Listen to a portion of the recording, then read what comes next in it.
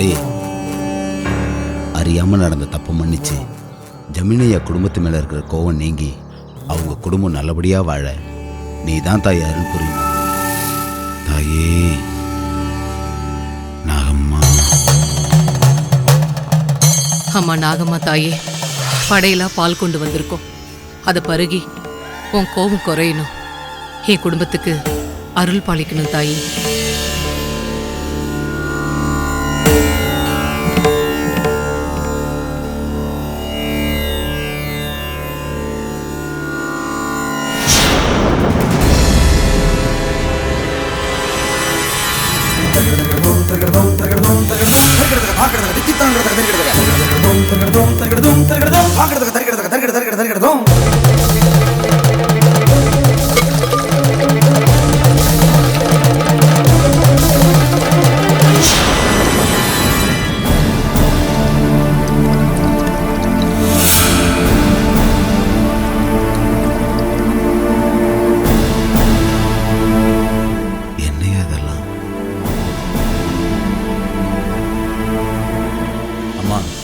நாகம்மாவோட கோவம் இன்னும் தீரலன்னு நினைக்கிறேன். இதனால நீங்க மனசு தளர்ந்துட வேண்டாம். எல்லாம் நல்லதே நடக்கும்னு உங்க பிரார்த்தனையை தொடர்ந்து செய்யுங்க. நல்லதே நடக்கும். நாகம்மா நம்ம ஊரை காக்கிற தெய்வமும் கூட. உங்க குடும்பத்தையும் காத்தருள்வா. நம்பிக்கையோட போயிட்டு வாங்கம்மா. நம்பிக்கையோட போயிட்டு வாங்கய்யா. வரசாமி. வரசாமி.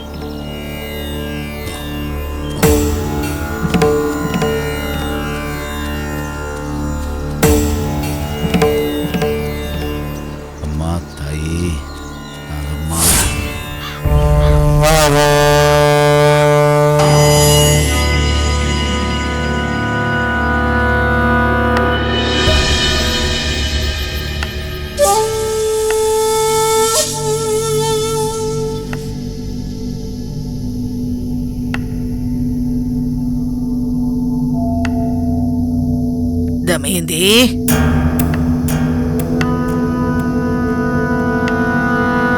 காஞ்சனா,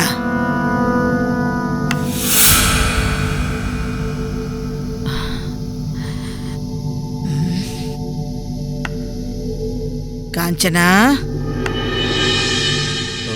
வந்துட்டேன் ஆச்சி. தமயந்தி,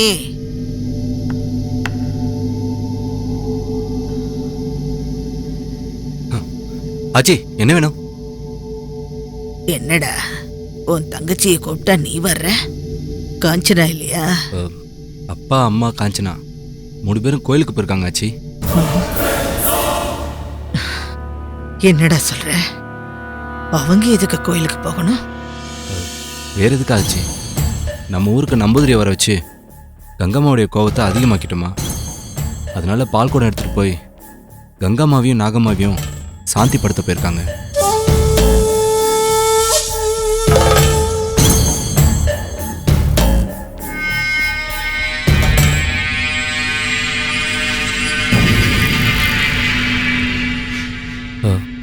ஆச்சி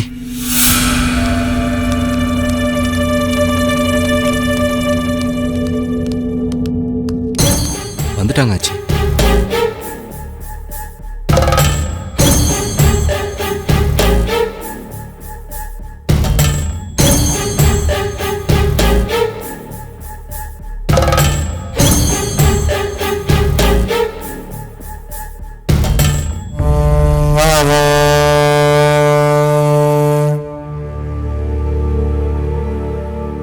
கோயிலுக்கு போயிருந்தீங்களாமே? நீங்க கொண்டு போன பாலை குடிச்சிட்டு அந்த நாகம்மா உங்க கூட சமாதானம் ஆயிட்டாளா?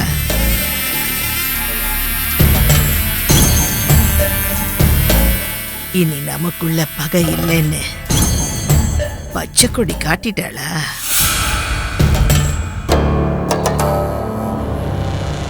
ஏன் பேசாம இருக்கீங்க? வாயை திறந்த பதில் சொல்லுங்க. இல்ல ஆச்சு, நம்பூதிரி செஞ்ச பூஜையால அவர் சிஷ்யனை நாகம்மா கொன்னுட்டா. நீங்களும் கங்கம்மாவுடைய ஆவேச குரலை கேட்டதா சொன்னீங்க. கங்கம்மா கோவத்துக்கு ஆளாயி நம்ம குடும்பம் ஏன் கஷ்டங்களை அனுபவிக்கணும்? வாழ வேண்டிய வயசுல 2 பிள்ளைங்க இருக்காங்க. வருங்காலத்துல அவங்களாவது நல்லா இருக்கணும்னு நினைச்சுதான்.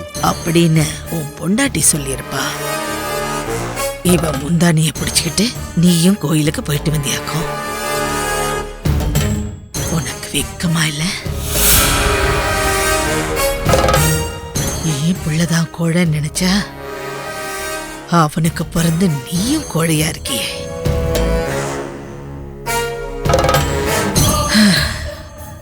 அது சரி, விதை ஒண்ணு போட்டா சொர ஒண்ணா முளைக்கும்.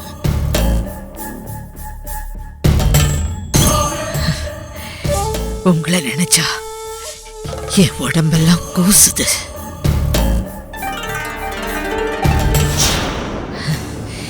எங்களை மன்னிச்சிடு, எங்களை எதுவும் செஞ்சிடாதன்னு அந்த சிறைக்கு கங்கம்மா கிட்ட கையேந்தி பிச்சை எடுத்துட்டு வந்தீங்களாக்கும்.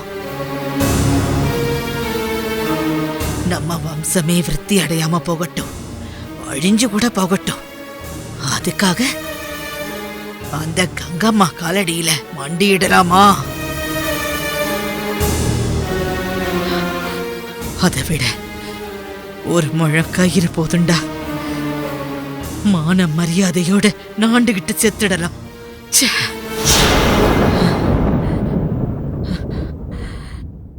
ஆச்சி, மாமா அதான் உங்க புள்ள சாகணும்னு தானே துடிக்கிறாரு. சாவு வந்துடுச்சா? உருவமா இருக்கவங்களை எதிர்க்கலாம், அரூபமா இருக்கிறவங்கள எப்படி எதிர்க்க முடியும் சொல்லுங்க? வம்சம் விருத்தியாகாம போகட்டும்னு நீங்க சொல்லிட்டீங்க. பெத்த தாயான என்னால அப்படி இருக்க முடியுமா?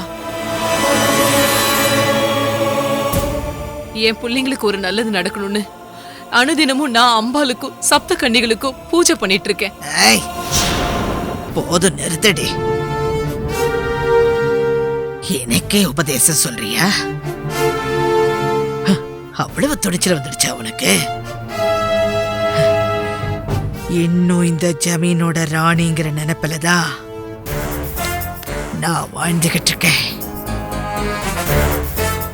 வயசு 103 ஆனாலும் முதுகு கோணு விழுந்தாலும் மனசும் உடம்பும் ஓரமா தாண்டி இருக்கு. கங்கம்மாவோட சாபத்தையும் நாகம்மாவோட கோட்டத்தையும் ஒழிச்சு கட்டுற வரைக்கும் செத்திடக்கூடாதுன்னு உயிரை கையில பிடிச்சிட்டு இருக்கிறபடி இந்த அலங்கார நாச்சியா. உனக்கு பிள்ளைங்கன்னா எனக்கு பேரம் பேத்திங்க தானே, அதுங்க நல்லா இருக்கணும்னு எனக்கு ஆசை இல்லையா? அதுக்காக கையேந்தி நிக்கலாமா? இந்த ஜமீனுக்கு இருக்கிற மானம் மரியாதை வீரம் எல்லாத்தையும் குழி தோண்டி புதைச்சிட்டு வந்திருக்கீங்களே. கங்கம்மா ரூபமா இருக்கட்டும், அதுக்காகத்தானே நம்பூதிரின்னு ஒருத்தனை கொண்டு வந்தோம். அவன் தன் சிஷ்யனை பறி கொடுத்துட்டு சூடுபட்ட புலியா திரும்பி போயிருக்கான். நாம வேண்டான்னு சொன்னாலும் அவன் சும்மா இருக்க மாட்டான், திரும்ப வருவான். தான் யாரு, தன்னோட சக்தி என்னன்னு நிரூபிச்சு காட்டுவான். கங்கம்மா சாபத்தையும் நாகம்மாவையும் ஒழிச்சு கட்டுவான். அது வரைக்கும் கோயிலுக்கு போறேன், பூஜை பண்றேன்னு சொல்லிட்டு மல்லாக்க படுத்துக்கிட்டு எச்சில துப்பாதீங்க. போங்க இங்க இருந்து. அதெல்லாம் ஆச்சு. நீ எதுவும் சொல்ல வேண்டாம், போ.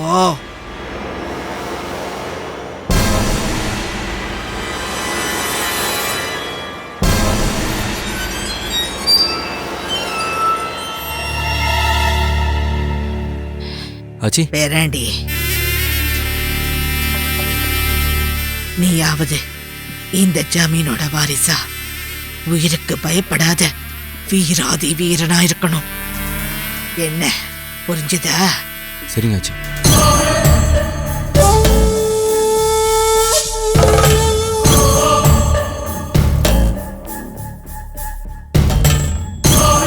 கங்கம்மா, உன் சாபத்தை அழிக்காம இந்த கட்டை வேகாதடி.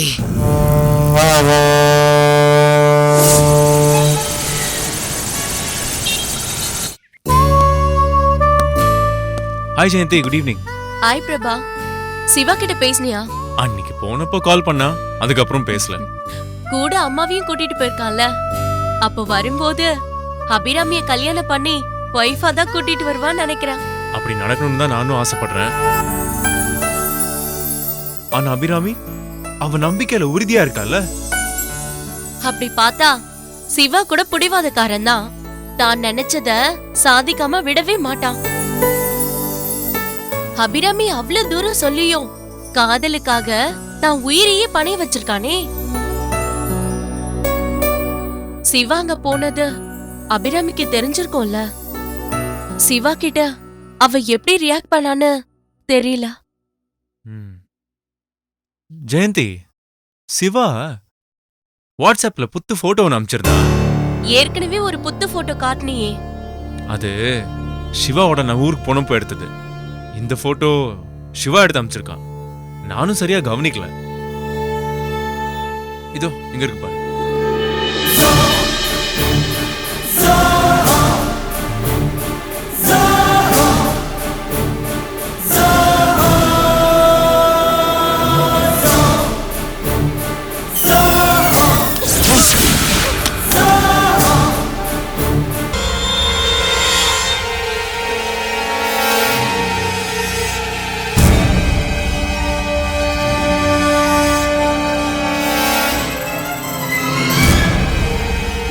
பிரபா,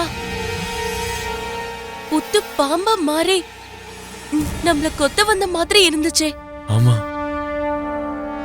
நம்மள பயம் பொறுத்த சிவா ஏதாவது கிராபிக்ஸ் வேலை பண்ணி இந்த போட்டோ உனக்கு அனுப்பியிருப்பானோ? தெரியலையே. ஒரு நிமிஷம் என் மூச்சு நின்ன மாதிரி ஆயிடுச்சு.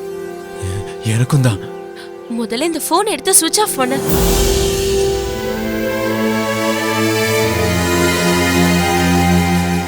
இதெல்லாம் சிவாவோட வேலையா தான் இருக்கும். இரு, அவனுக்கு போன் பண்ணி அவகிட்டயே கேக்குறேன்.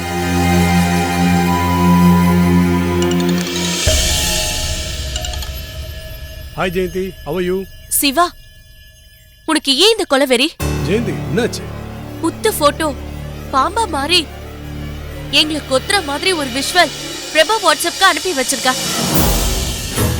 அத பார்த்ததும் பிரபா செல்போனே கீழே போட்டான். எனக்கும் சப்த நடிய அடங்கி போயிடுச்சு தெரியுமா? என்ன விளையாட்டு சிவா? ஹே, வெயிட். என்ன சொல்ற நீ? நான் வெறும் புத்து போட்டோ மட்டும் தான் அனுப்புனேன். நீ சொல்ற மாதிரி நான் எதுவும் செய்யலையே. அப்படியா? ஆமா.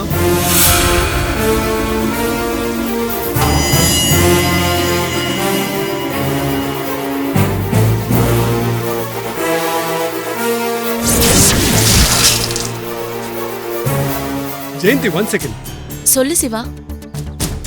ஆபீஸ்ல என் செல்போன்ல இருந்த புத்து போட்டோல இருந்து குங்குமமும் மஞ்சளும் என் முகத்துல தெளிச்ச மாதிரி இருந்ததுன்னு அன்னைக்கு சொன்னல. அன்னைக்கு நீங்க அதை நம்பல. ஆமா. அதே போல ஒரு இன்சிடென்ட் தான் இன்னைக்கு உங்களுக்கு நடந்திருக்குன்னு நினைக்கிறேன். அப்படியா? இந்த ஊர்ல ஏதோ ஒரு மிஸ்ட்ரி இருக்கு ஜெயந்தி. சிவா, அது ஏன் மிஸ்ட்ரின்னு நினைக்கிற? பக்தின்ற கண்ணோட்டத்துல பாரு. எதையும் கண்ணை மூடிட்டு நம்புறவனால தான் பக்தின்ற கண்ணோட்டத்துல பார்ப்பான். நான் என் புத்தியை நம்புறவன், பக்தியே இல்லை. நீ உங்க அம்மா சொல்லியே கேட்காதவன், நாங்க சொல்லியா கேட்க போற? நீ அப்படியே இரு. எங்களை பொறுத்த வரைக்கும் உனக்கு எதுவும் ஆயிடக்கூடாது. நீயும் அபிராமியும் வாழ்க்கையில ஒண்ணு சேரணும். அதான் எங்களோட வேண்டுதல். உன் அம்மா கூட இருக்கிறதுனால நாங்க இங்க நிம்மதியா இருக்கோம். அப்புறம் அபிராமி இருக்கா, உனக்கு எதுவும் ஆயிடாம அவ பாத்துப்பா. என்ன பதிலே காணோம்? வெக்கமா? Feel, love feel. ஓகே. அம்மா, அபிராமி பாத்தியா? பார்த்தேன். இன்னைக்கு கூட ஆசிரமத்துக்கு வருவான்னு சுவாமிஜி சொன்னார். நல்லதே நடக்கும் Siva. Siva, all the best. Thanks டா. அபிராமியை நான் கேட்டேன்னு சொல்லு. கண்டிப்பா சொல்றேன். Okay, take care. Bye. Okay, bye. Bye Siva. Prabha, ம்? சிவா புத்து போட்டோ மட்டும்தான் அனுப்புனதா சொன்னான். அது எப்படி நம்ம கண்ணுக்கு பாம்பாவோ நம்மள கொத்த வர மாதிரி தெரிஞ்சது? அந்த போட்டோவை திரும்ப ஒரு வாட்டி பார்க்கலாமா? திரும்பவுமா? பார்க்கலாமே.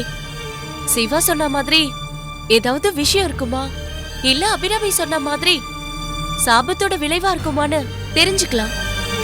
ஒரு கியூரியாசிட்டி தான். ப்ளீஸ் பிரபா. சரி, பாத்துடலாம்.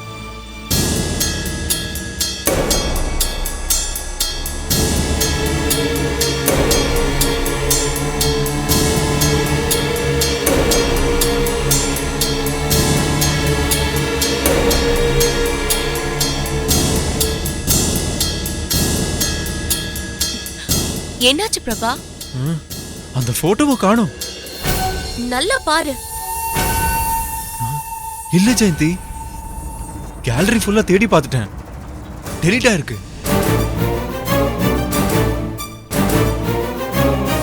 அபிராமி பயப்படுறதுலயும் ஒரு அர்த்தம் இருக்கு. சிவா அபிராமிக்கு கல்யாணம் நடக்குதோ இல்லையோ, கன்னிகாபுரத்துல இருந்து சிவா பத்திரமா திரும்பி வந்தா போதும்னு தோணுது. சரி, வா நம்ம போலாம்.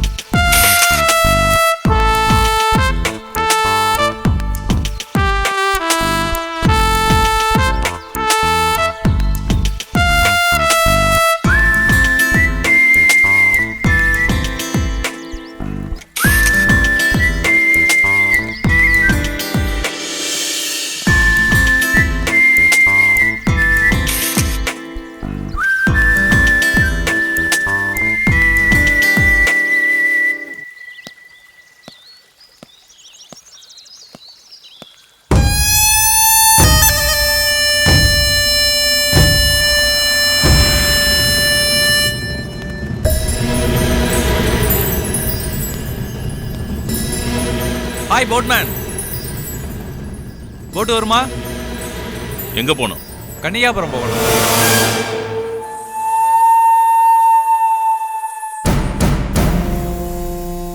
ஊருக்கு புதுசா இருக்கீங்களே, சார் யாருன்னு தெரிஞ்சுக்கலாமா? நான் ஒரு மீடியா ரிப்போர்ட்டர்ப்பா. கன்னியாபுரம் ஒரு அமானுஷ்ய கிராமம்னு நான் கேள்விப்பட்டேன். அதை பத்தி சர்ச் பண்ணி நான் ஒரு ஆர்டிக்கல் எழுதலான்னு இங்க வந்திருக்கேன். கண்டிப்பா ஊருக்குள்ள போய் தான் ஆகணுமா? ஏன் அப்படி கேக்குறீங்க? உங்களை மாதிரி பல பேர் வருவாங்க. எங்க ஊருக்குன்னு சில கட்டுப்பாடுகள் இருக்கு, அதை மதிச்சு நடந்துக்கோங்கன்னு புத்திமதி சொல்லி அனுப்புவேன். நான் சொன்னதை மதிச்சு நடந்தவங்க பத்திரமா வந்த வழியே திரும்பி போவாங்க. மதிக்காதவங்க என்னங்க பெரிய ரிப்போர்ட்டர்னு சொல்றீங்க? நான் என்ன சொல்றேன்னு உங்களுக்கு புரியலையாக்கும்? இது என்ன பெரிய கன்னித்தீவா? பஸ் கண்டக்டர்ல இருந்து கலெக்டர் வரைக்கும் அவ்வளவு பில்டப் பண்றீங்க? நான் கொல்லிமலையிலேயே 7 ராத்திரி 8 பகல் தனியா கடந்து டாக்குமெண்ட்ரி எடுத்தவன். இந்த மாதிரி எத்தனை கதைகளை கேட்டிருப்பேன். நான் சொல்றத சொல்லிட்டேன், அப்புறம் உங்க விருப்பம். சரி, ஏதோ கட்டுப்பாடுன்னு சொன்னீங்க, அது என்னன்னு தெரிஞ்சுக்கலாமா? அப்படி கேளுங்க. அக்கறையில இருந்து கொஞ்சம் தூரத்துல ஒரு புத்து கோயில் இருக்கு. அங்க போய் பயபக்தியா நீங்க இந்த ஊருக்கு வந்திருக்கிற வேலையை பத்தி சொல்லி நான் ஊருக்குள்ள போகலாமான்னு அனுமதி கேட்கணும். அனுமதி கிடைச்சா போகலாம், இல்லனா வந்த வழியே திரும்பி போறதுதான் நல்லது. அவ்வளவுதானே? நீ சொன்னபடியே செஞ்சிடுறேன். போட் எடுப்பா.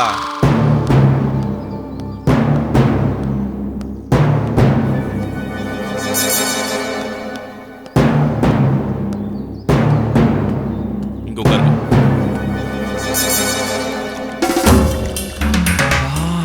What a beautiful location.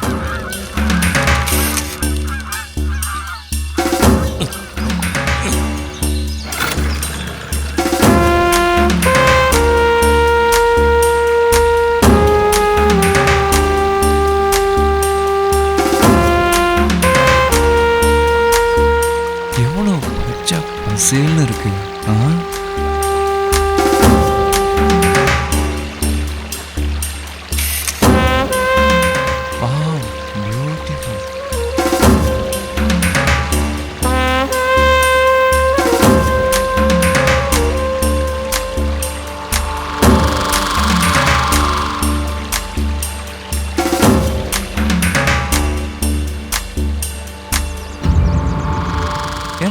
என்ன இடம் இது இவ்வளோ அழகா இருக்கு?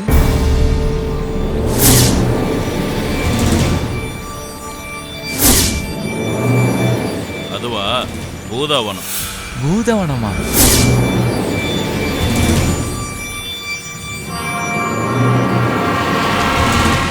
பேரே வித்தியாசமா இருக்கு. அங்க என்ன பூதம் இருக்கா? இருக்கிறதுனால தான் அப்படி ஒரு பேரையே வச்சிருக்காங்க. பூதம் இருக்கா? ரொம்ப இன்ட்ரெஸ்டிங்கா இருக்கு. அண்ணே, கன்னிகாபுரம் போறதுக்கு முன்னாடி அந்த இடத்துக்கு தானே போகணும். சரியா போச்சு. நாமளே போக நினைச்சாலும் அந்த பக்கம் நம்ம போட்டு போகாது. ஏன் ஏன் போக முடியாது? அதான் சொன்னனே, அங்க பூதம் இருக்குன்னு.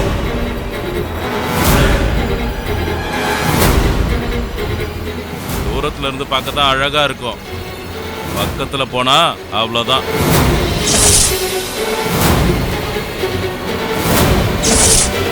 என்ன வந்ததுல இருந்து பாக்குறேன், ஓவரா பில்டப் கொடுத்துக்கிட்டே இருக்கீங்க. நீங்க பில்டப் கொடுக்க கொடுக்க எனக்கு அங்க போகணும்னு ஆசையா இருக்கு.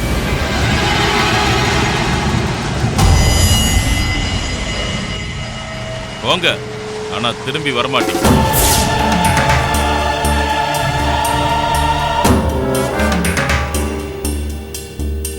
நீங்க என்ன சொன்னாலும் பரவாயில்ல, நான் அங்க போய் தான் ஆகணும். அங்க போனவங்க இது வரைக்கும் திரும்பி வந்ததே இல்லை. ஹலோ, நான் ஒரு ஜேர்னலிஸ்ட். நான் போகாத இடமே கிடையாது. நான் எல்லா இடத்துக்கும் போயிருக்கேன். இப்போ நான் இங்க போயே ஆகணும். சரி சரி, உன் சாவு அங்கதான்னா நான் என்ன பண்றது? அது எல்லாத்தையும் நான் பாத்துக்கிறேன்.